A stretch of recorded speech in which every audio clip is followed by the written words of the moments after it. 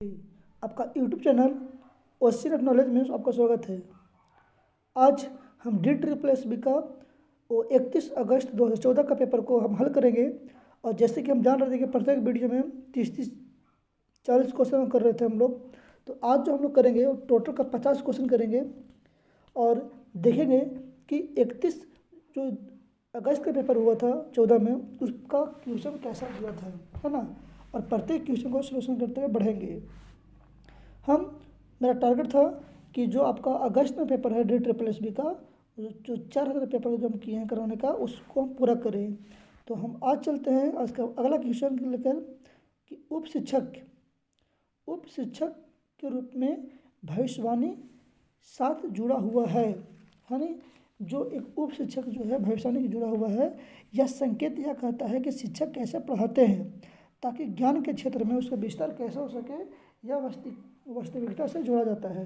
तो हम कहीं ना कहीं अब उप शिक्षक के रूप में काम करेंगे। तो हमारा मकसद है कि मसौदा तैयार करेंगे जी नहीं, संक्षिप्त करना करेंगे नहीं, नोट बनाने पढ़ना, क्या करेंगे पढ़ना।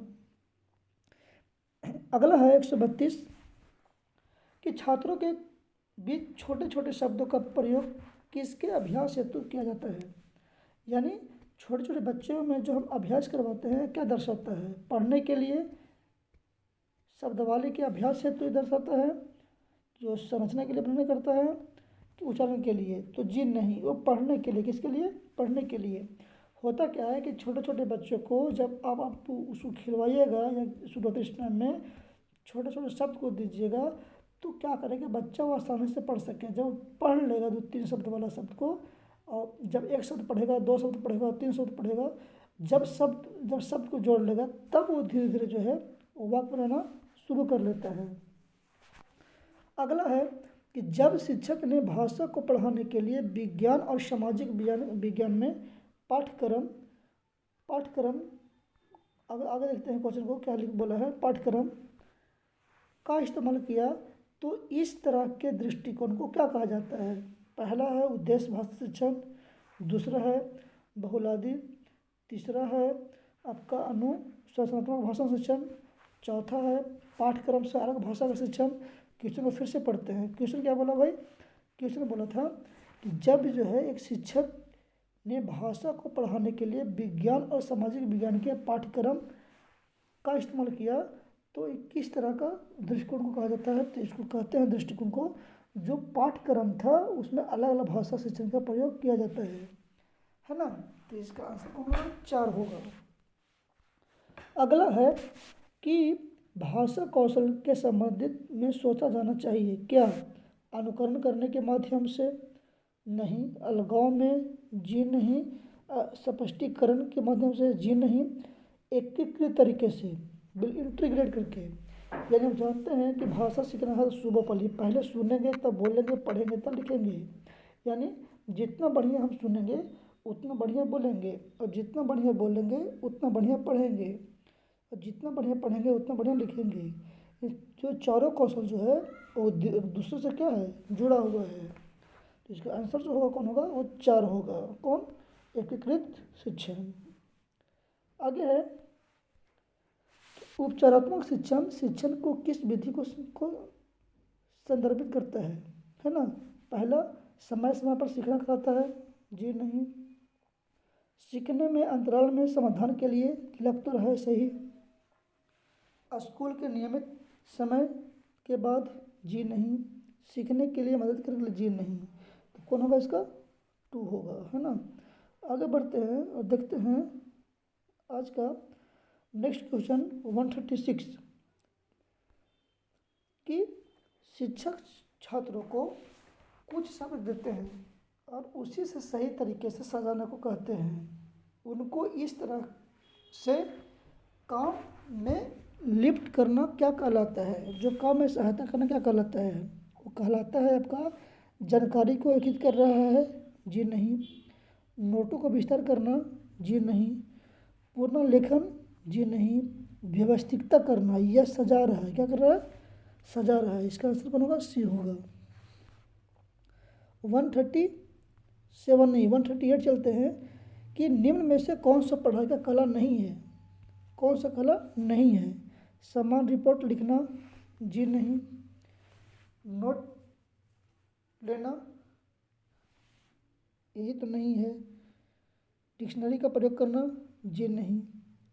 अच्छा, गणकोश का प्रयोग लेना, देखिए हमसे पूछा है कि कौन सा पढ़ाई कला नहीं है। अच्छा, कला नहीं पूछा है तो नोट लेना, सॉरी भैया, नोट लेना। कौन? नोट लेना, यह कला पढ़ाई का नहीं है। बाकी तीनों क्या है? कला है ना। डिक्शनरी से ये पढ़ सकते हैं, शब्दार्थ से भी पढ़ सकते हैं, समान रिपोर्ट तैयार करके भी पढ़ सकते हैं, लेकिन नोट लेना से आप नहीं पढ़ सकते हैं। अगला है, किस भाषा कौशल का एक पारंपरिक पेन पेपर टेस्ट के माध्यम से मूल्यांकन नहीं हो सकता है ना। सुनना और बोलना, पढ़ना और बोलना, लिखना और सुनना, या पढ़ना और सुनना। बात हो रहा है भाषण कौशल का, जो एक पारंपरिक पेन पेंसिल से मूल्यांकन नहीं हो सकता था। तो मूल्यांकन तो होता, सुनना बोलना से मूल्यांकन नहीं कर सकते हैं, है ना। बताए थे कि भाषा कौशल जो 4 होता है सुबोपल्ली। क्या होता है? सुबोपल्ली। जितना बढ़िया सुनेंगे उतना बढ़िया बोलेंगे, और जितना बढ़िया बोलेंगे उतना बढ़िया पढ़ेंगे, और उतना बढ़िया लिखेंगे, है ना। आगे है 140 कि एक शिक्षक जो है छात्रों को लिखवाने के लिए समाचार पत्र में छिपी रिपोर्टों का प्रयोग करता है। इस सामग्री की इस तरह की सामग्री को प्रयोग क्या कहलाता है? यह कहलाता है वास्तविक सामग्री। क्या कहलाता है? वास्तविक सामग्री। आगे है 141 कि समग्र मूल्यांकन किस चीज़ को प्रदर्शित करता है? तो यह करता है साफ पाठ्यक्रम गतिविधि की, जी नहीं। दूसरा है शैक्षिक विषय का, जी नहीं। तीसरा है कि शैक्षिक और शैक्षिक दोनों क्षेत्रों का, बिल्कुल। चौथा है योगात्मक मूल्यांकन की, जी नहीं। तो कौन होगा? सी होगा। आगे बढ़ते हैं 142 में कि एक मिश्रित क्षमता समूह में विषम है, यानी जो मिश्रित क्षमता वाला बालक है वो क्या है? समूह में एक अलग है, अलग तरह से है। तो क्या आर्थिक स्थिति वाला बालक? जी। जो आर्थिक स्थिति के जो बालक कमजोर रहेगा वो बिल्कुल अलग रहेगा। क्यों रहेगा भैया? इसलिए रहेगा भैया ये बच्चा दूसरे पे क्या है? आश्रित है, कि हमको पैसा मिलेगा तभी हम आगे बढ़ पाएंगे, यानी आर्थिक स्थिति से बहुत क्या है? अलग है। तो इसका आंसर कौन होगा? पहला। दूसरा है जेंडर और आयु, जी नहीं। सामाजिकता नहीं, ज्ञान नहीं, जी नहीं। कौन होगा? फर्स्ट होगा। आगे है 143 शिक्षक जो है छात्रों को शारीरिक दंड नहीं दे सकते हैं, क्योंकि इसलिए क्योंकि यह जो है छात्रों को भय और तनाव मुक्त कर देगा, है ना, बिल्कुल। आगे है 144 कि शिक्षक को पढ़ाने से पूर्व कौन सा कार्य है, मतलब टीचर पढ़ाने से पहले वो क्या कौन सा काम करेगा? तो टीचर यह करेगा कि छात्र के कौशल को मूल्यांकन करेगा, नहीं, ये तो टीचर नहीं करेगा। कठिन शब्द और मुहावरों को अर्थ बताएगा, ये भी नहीं करेगा। टीचर ये करेगा कि नए विचार के संबंध में छात्रों को बतलाएगा, ये बात करेगा। जबकि मूल पाठ सामग्री को पढ़ाने हेतु व्याकरण विधि का प्रयोग नहीं करेगा, और ये बात गलत हो रहा है।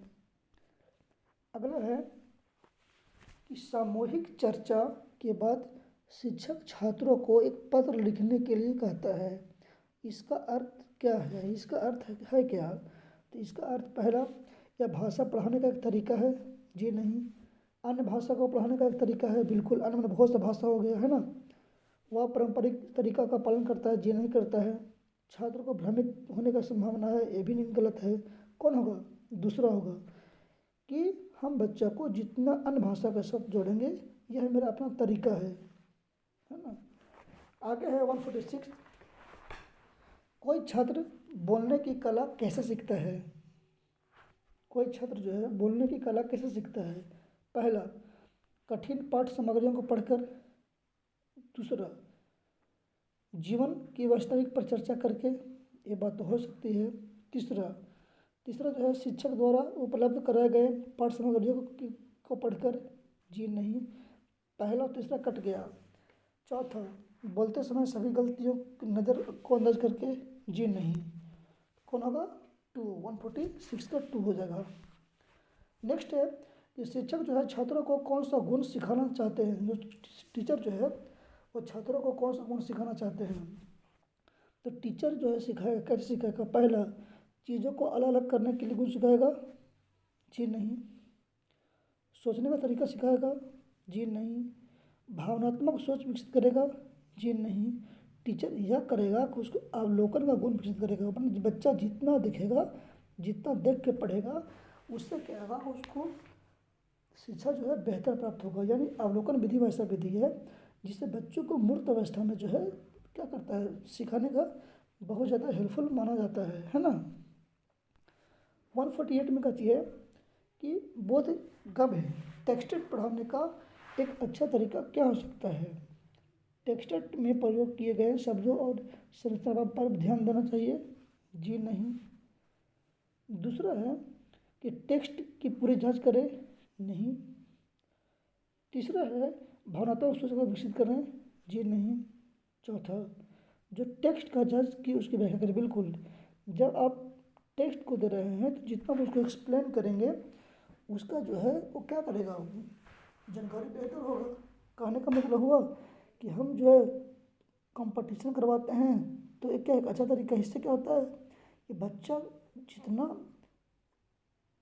एक दूसरे से उसको पढ़ेगा, व्याख्या करेगा, डिटेल्स में जानेगा, है ना, तो उसका जो है जांच बेहतर तरीके से हो सकता है।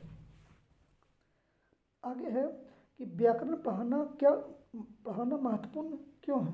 अरे भैया, क्वेश्चन में हुआ भैया, इसलिए महत्वपूर्ण है कि व्याकरण के माध्यम से हम शब्द को शुद्धता को पहचानते हैं। यानी व्याकरण क्या है, शुद्ध पढ़ना, शुद्ध बोलना, शुद्ध लिखना, ये ना है। ये तो बहुत इजी क्वेश्चन था। आगे है 150 नंबर कि चित्र किस चीज़ को समझने में सहायक होता है। चित्र जो है वो किस चीज़ को समझाने में सहायता होता है। तो यह जो है कलाकार को कौशल को बढ़ाता है। यानी पहला ऑप्शन क्या है, सही है कि कलाकारी के कौशल को बढ़ाता है, यानी पहला ऑप्शन सही है। दूसरा है कि बोलने का कौशल को बढ़ाएगा। जी नहीं। तीसरा है सुनने का कौशल को बढ़ाएगा। जी नहीं। चौथा है लिखने का कौशल को बढ़ाएगा। जी नहीं। कौन सा बढ़ाएगा, पहला बढ़ाएगा। 151 विज्ञान में आकलन करते समय छात्र की क्षमता का परीक्षण करने पर अत्यधिक ध्यान केंद्रित करना चाहिए क्योंकि पर्याप्त और शिक्षा हो। जी नहीं।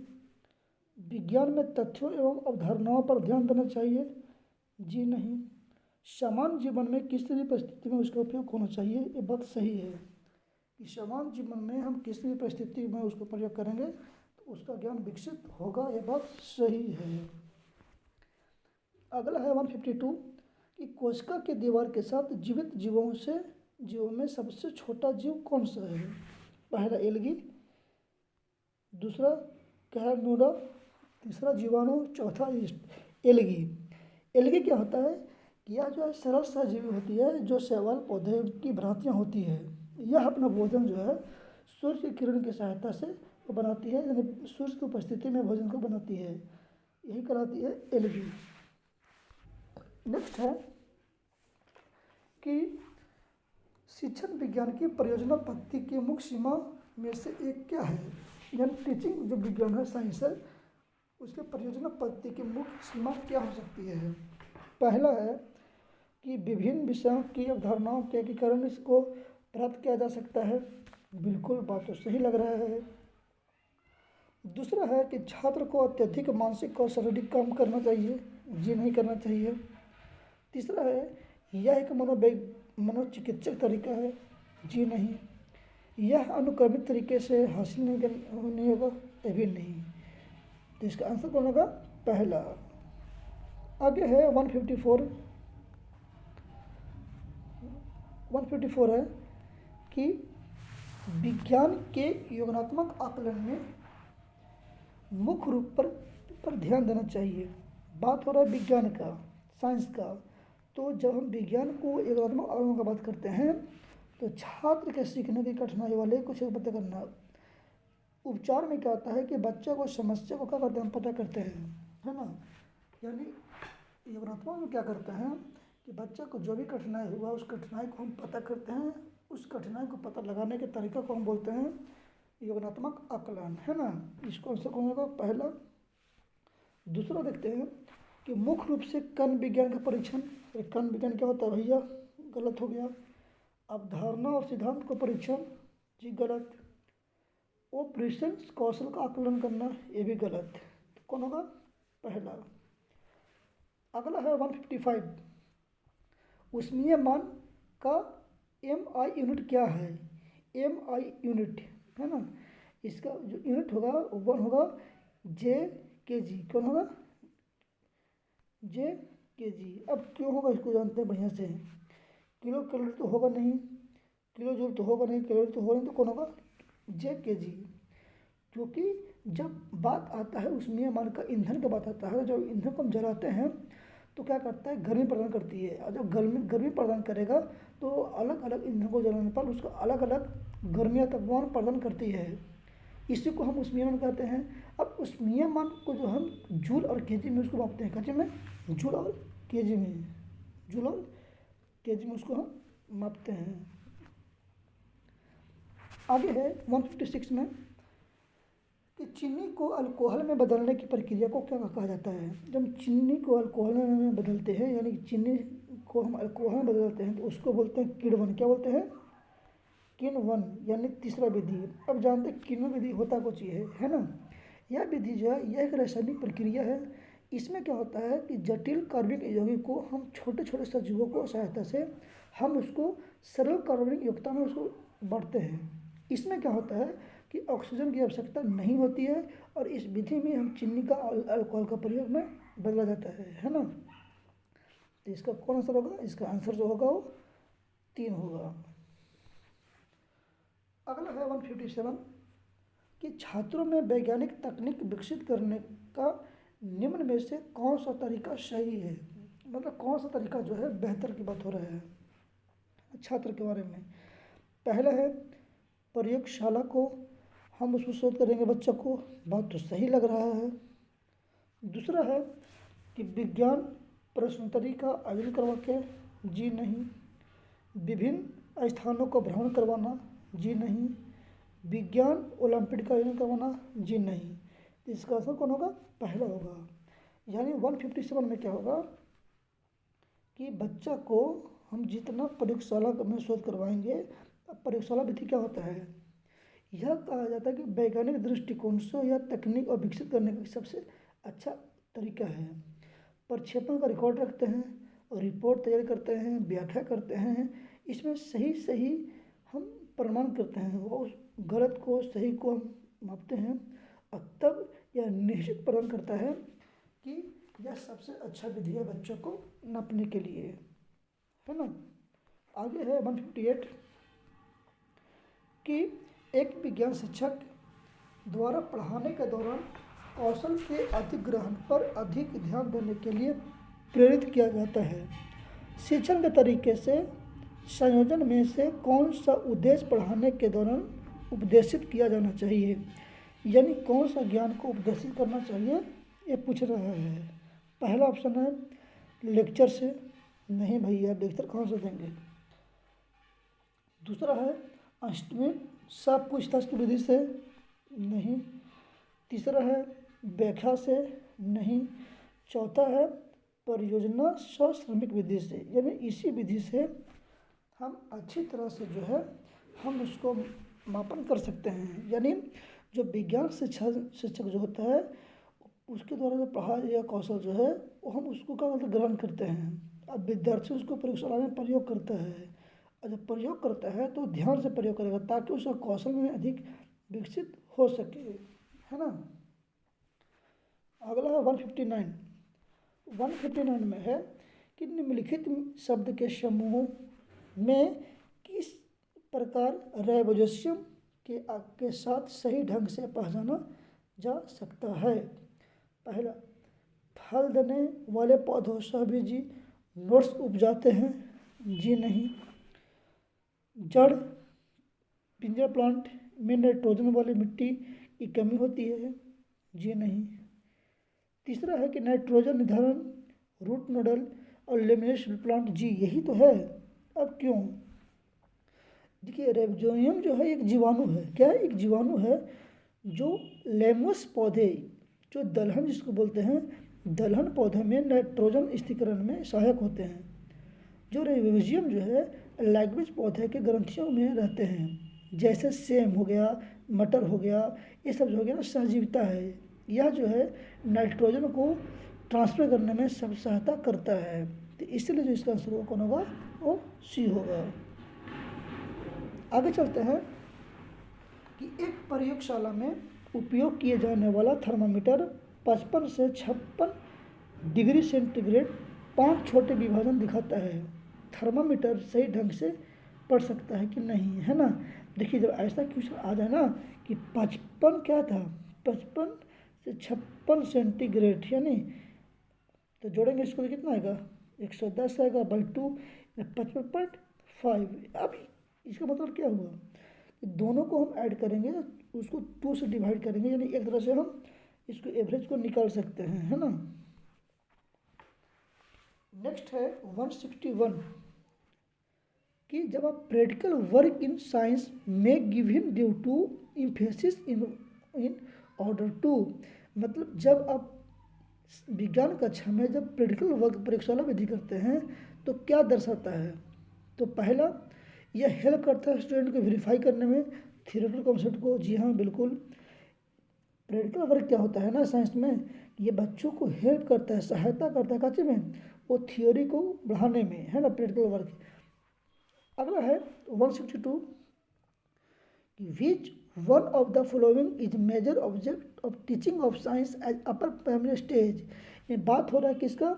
मेजर ऑब्जेक्ट का, जो जो जो टीचिंग के लिए साइंस के दृष्टिकोण से अपर प्राइमरी 6 to 8 की बात, कि इस स्टेज में जो है कौन सा बात कथन सही बताया गया है। पहला है to develop processing in the solving expression, जी नहीं। टू प्रोटोमेटेड रोटेशनल विधि, नहीं। To remember the names of science जिसके बाद, जी नहीं। To learn important fact of formula, जी हाँ, है ना। नेक्स्ट चलते हैं 163 में। 163 में कहती है कि मांसपेशियों के उचित तरीके से रख रखाव करने हेतु निम्न में से किस किस पौष्टिक खाद्य पदार्थों की जरूरत पड़ती है? मांसपेशियों के लिए देखिए, आप मांसपेशियों को निर्माण करना है तो हमको आयरन और कैल्शियम को खाना लेना पड़ेगा, है ना। किसका? आयरन कैल्शियम को, ये दोनों को लेंगे, आयरन कैल्शियम को, तभी हमारा जो है वो उचित तरीक़ा से अपना विकास हो पाएगा। बात हो रहा है कि इसके मांसपेशियों के उचित तरीकों को रख रखाव के लिए, तो हमको आयरन लेना पड़ेगा और कैल्शियम लेना पड़ेगा। आगे है 164 में कि पीईटी बोतल और जार खाद्य पदार्थों के लिए उपयोग किया जाता है। तो पीईटी बहुत ही सामान्य है, यानी पीईटी बहुत ही सामान्य है। पहला पॉलीएमराइड में, पॉलिस्टर में, एक्रिलिक में या रेयन में, यानी इसका आंसर कौन होगा? वो पॉलिस्टर में। अब पॉलिस्टर में क्या होता है कि पेट में पीईटी क्या होता है? पीईटी, पीईटी एक बहुत ही प्रचलित पॉलिस्टर है। इसका इस्तेमाल जो है ना, पॉलिस्टर का इस्तेमाल जो है हम लोग वो करते कहाँ के हैं? तो पॉलिस्टर का प्रयोग जो होता है वो बोतल में, फिल्म में, तार को, अन्य पदार्थों के लिए किया जाता है। पॉलिस्टर जो है वास्तविक में जो है एक रासायनिक एस्टर है। इसकी जो इकाइयाँ हैं वो हमेशा क्या है? रिप्रेजेंट करते रहता है, और हमेशा जो है वो रिपीटेशन करता रहता है। अगला है 165 में कि जब विद्युत जो है धातु कैलेंडर से पास होता है तो धातु कैलेंडर निकलने वाली ऊर्जा निम्न में से किस पर निर्भर करता है? तो निर्भर करता है सामग्री और उसकी मोटाई पर, है ना, उसकी सामग्री और उसकी मोटाई पर। चौथा, पहला क्यों नहीं भैया? सामग्री ठीक है, लंबाई भी ठीक है, मोटाई भी, ये भी ठीक लग रहा था, लेकिन पहला होगा जब सामग्री आ गया तो फिर लंबाई कहाँ से आ जाएगा? इसलिए 4 इसका आंसर सही है। 166 जब चूना पानी में कार्बन डाइऑक्साइड गैस को प्रवेश कराया जाता है तब इसका रंग दूधिया हो जाता है। ऐसा किस कारण होता है? ऐसा इसलिए होता है कि चूने के पानी में चूने की वजह से दूध का कुपी होता है? जी नहीं। चूने के पानी में अशुद्धता के कारण? जी नहीं। अघुलनशील कैल्शियम कार्बोनेट की उपस्थिति के कारण? जी नहीं। कैल्शियम कार्बोनेट की उपस्थिति के कारण? जी हाँ। क्योंकि जब कैल्शियम कार्बोनेट को जब हम उसमें डालेंगे तो क्या करता है कि चूना पानी को जब गैस में परिवर्तन होगा तो रंग को दुधिया कर देता है। इसी के चलते कैल्शियम कार्बोनेट की उपस्थिति के कारण जो है वो रंग को दुधिया कर देता है ना। 167 चलते हैं कि वातावरण में उपस्थिति गैस जो ग्रीन हाउस गैस को प्रभावित कर रहे हैं, यह गैस कौन सा है? Carbon dioxide, oxygen, nitrogen? जी नहीं। Carbon dioxide, sulphur, oxygen, methane. बिल्कुल मीथेन। कौन होगा? मीथेन। इसका आंसर 2। आगे बढ़ते हैं 168 में कि पर्यावरण की शिक्षा स्कूल स्तर पर जो दी जानी चाहिए क्योंकि प्रदूषण पर्यावरण को प्रभावित करता है? जी नहीं। है ना? जी नहीं। यह जीवन को जो है एक महत्वपूर्ण भाग है। जी लग तो रहा है कि पर्यावरण हम लोग कितना इम्पोर्टेंट है ना। और पर्यावरण के ही चलते ही हम लोग जो है आज हम लोग अच्छा सा